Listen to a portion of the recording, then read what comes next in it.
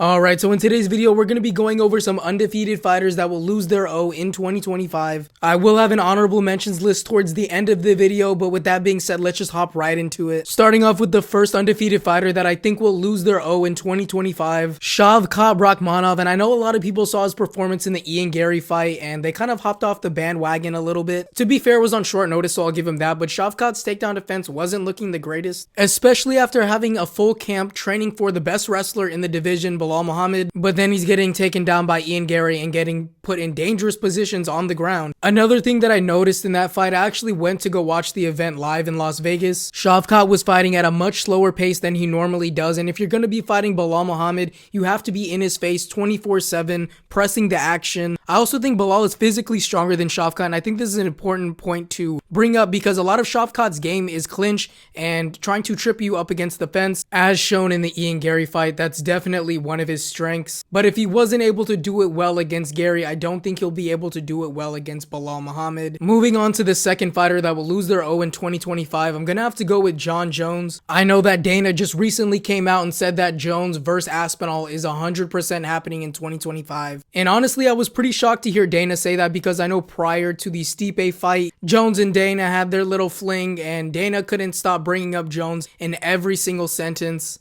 no matter what. But I'm glad to see the heavyweight division moving in a step towards the right direction. But with that being said, Aspinall absolutely bulldozes through Jones within 2 rounds. And if this fight ends up coming to fruition, this would be the hardest fight in Jon Jones' career. A natural heavyweight that not only can put your lights out on the feet, but has great grappling as well and can submit you at the same time. And if we're being honest, Jon Jones' whole heavyweight career has been tailor-made from this point. After winning the belt from the easiest matchup in the heavyweight division, Cyril Gane, who only has striking and has been out-grappled in the last 3 of his 4 fights, and then fighting Stipe, who is just too damn old and way out of his prime, Aspinall will be his first real test at heavyweight and the first person to take his O. Moving down the list, I'm gonna have to throw in Bo Nickel, and he's a fighter that has a lot of hype around him. The UFC's really trying to build him up, as you can tell, because they constantly give him main card spots that are not deserved. They had him on the main card at UFC 300 over Alexander Rakic and Yuri Prohaska. They also threw him on the MSG card at UFC 309, and his performance was quite awful. That fight was really a layup to see where Bo Nickel stands within the middleweight division, and it just proved that he's just going to be a journeyman within his division if he doesn't improve on his striking, because if you're having a competitive fight on the feet with Paul Craig,